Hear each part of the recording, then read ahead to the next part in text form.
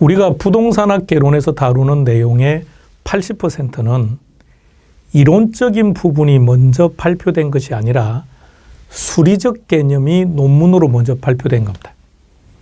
그런데 수리적 개념을 일반 대중들에게 전달하려고 하니까 불편하죠. 그러다 보니까 이것을 이론화시킨 거예요. 다시 표현하면 부동산학 개론은 대부분이 수리적 개념으로 이루어져 있기 때문에 계산 문제를 여러분들이 잘 하시게 되면 이론이 아주 쉬워져요.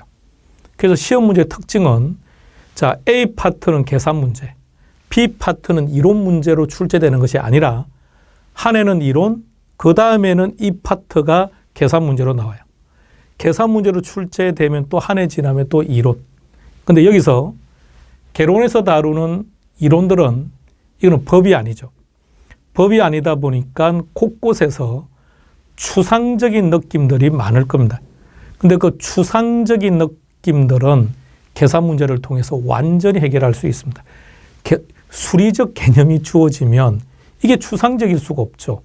그러니까 막연하게 생각했던, 막연하게 상관계수라는 게 어떻지, 막연하게 서로 다르다는 게 어떻지, 막연한데 상관계수가 마이너스 1에서부터 플러스 1이다. 마이너스 1이 되면 비체계적 위험이 0이라는 뜻이다 하는 순간 아주 명확해져요. 그러니까 수리적 개념이 딱 들어가는 순간 아주 명확하게 결론이 딱딱 떨어진다는 얘기입니다. 훨씬 더 학습하는 데 좋습니다. 여러분, 계산 문제는 극복의 대상입니다. 여러분들은 어떻게 생각하십니까? 계산 문제는 이론적으로 따지고 논리적으로 설명하고 이렇게 해야 되는 파트입니까? 아니면 암기 파트입니까? 다시 질문해 볼까요? 계산 문제는 이해 중심입니까? 암기 중심입니까? 이해 과목입니까? 암기 과목입니까? 암기입니다, 암기. 따라서 불편하다고 판단하면 전형적인 계산 문제, 여기서 전형적이라는 것은 기출문제를 말하겠죠. 그 기출문제를 그냥 통째로 외우세요. 문제와 풀이 과정을 외우면 똑같아요. 누가 출제하든 똑같은 형태로 출제가 됩니다. 따라서 계산 문제에서는 첫 번째, 수학적인 지식 필요할까요? 여러분, 노가 아닙니다. 네버입니다. 전혀 수학적인 지식이 필요 없습니다. 따라서 나는 학교 다닐 때 수포였는데 그 수포자와 부동산학 개론의 계산 문제는 아무런 상관관계가 없습니다. 그러면 계산 문제 범위는 어느 정도로 학습하는 게 좋을까? 자, 계산 문제는 반드시 기출 문제에서 정리하는데 대체로 우리 기출 문제를 학습하게 되면 최근에 계산 문제가 9문제 내지 10문제가 꾸준히 출제가 되고 있으니까 10문제를 기준으로 했을 때 최소 7문제 내지는 9문제는 기출문제 범위 안에서 출제되고 있습니다. 출제 유형수를 보면 그동안 1회 때부터 출제되었던 모든 계산 문제를 보면 총 출제되었던 유형은 27개 유형입니다. 이 중에는 한 번 출제되고 영원히 출제 안 된 것도 있고요. 2번 출제된 것도 있고 그러한데 우리는 27개 유형 중에서 18개 유형을 학습하게 될 거고요. 18개 중에서 9문제 내지 10문제가 출제된다면 결론, 둘 중에 하나 놓은다는 얘기예요.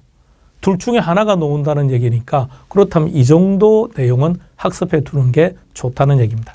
그러면 이제 우리가 시험 준비라는 관점에서 학습 방법을 어떻게 할 거냐? 철저하게 기출문제입니다. 다시 말하면 우리 공인중개사 수험가에서 돌아다니고 있는 예상문제라는 거예요. 이거 절대로 필요 없습니다. 강양구 또한 아주 먼 옛날에는 예상문제를 다뤄본 적이 있습니다.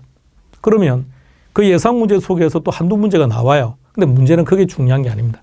여러분들이 예상문제까지 하게 되면 학습 범위가 어떻게 될까요?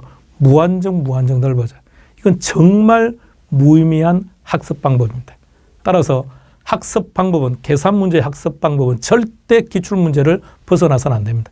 그 기출문제를 반복하고 그리고 그 중에서 기출문제가 만일 내가 5문제를 풀었다. 기출문제 10문제를 풀었다. 그중에 가장 전형적인 문제 한두 문제를 선택해서 그 문제를 여러분들은 암기하세요. 그러면 그 문제와 똑같이 출제될 겁니다. 자, 그리고 상당수의 수험생들은 그런 이야기를 합니다. 시간이 부족해서 문제를 못 풀겠답니다. 정말 진지하게 질문 드려볼까요? 시간이 부족해서 못 푸는 겁니까? 아니면 그 내용을 정확하게 몰라서 못 푸는 겁니까? 후자지 않을까요? 시간이 부족해서 문제를 못 풀었다. 그건 아니겠죠. 자, 그런데 시간 부족 문제도 정말 크게 자리 잡고 있습니다. 그럼 시간이 부족한 것은 어떻게 할 거냐? 자, 그러면요. 계산 문제 10문제 중에서 시간이 부족해서 못 푸는 문제는 과연 몇 문제 있을까요? 이걸 생각해 봐야죠. 시간이 부족하기 때문에 계산 문제를 못 푸는 것이 아니라 10문제 중에서 정말 1분을 넘어가는 문제가 최대 많으면 3문제입니다. 최대 3문제. 그래서 2-3문제 정도가 2문제 내지 3문제는 시간이 정말 부족합니다. 심지어는 3분 정도 소요되게끔 출제하는 문제도 있습니다. 그런데 여러분들이 앞으로 학습을 하다 보면 실제 가장 시간이 많이 소요되고 난이한 파트가 감정평가 3방식입니다. 근데 감정평가 3방식은 여러분이 설명하는 데만 풀면 30초 안에 대부분 다 정답이 나오는 것들입니다. 왜? 적었죠. 기출문제와 동일성 여부가 결정한다고요. 결론은 기출문제와 동일한 형태로 출제되면 그럼 무조건 30초예요. 그런데 아무리 문제가 쉬워도 기출문제가 약간 응용이 되거나 약간 비틀어져서 출제가 되면 그러면 시간은 많이 걸립니다. 그런데 기존 기출문제를 변형하거나 비틀어서 출제되는 게 많으면 3문제라고요. 적을 때는 2문제밖에 안 됩니다. 어떨 때는 똑같이 나와요. 10문제 다. 단지 시간을 많이 소요하게끔 하는 문제가 몇 문제 숨어 있으니까 그거 버리더라도 여러분들은 충분히 원하는 점수를 받아낼 수 있습니다. 따라서 계산 문제 두려워하지 맙시다. 계산 문제는 어떻게 하는 게 제일 좋다? 가장 전형적인 기출 문제를 반복해서 그중에서 한두 문제 정도를 아예 암기를 해두면 똑같이 놓으면 30초. 벗어나면 안 풀면 돼요. 벗어나는 것은 찍으면 돼요. 그래도 대체로 10문제 중에서 7문제 내지 8문제까지는 똑같이 출제됩니다. 여러분, 기출문제 아주 간단하게 정리할 수 있습니다.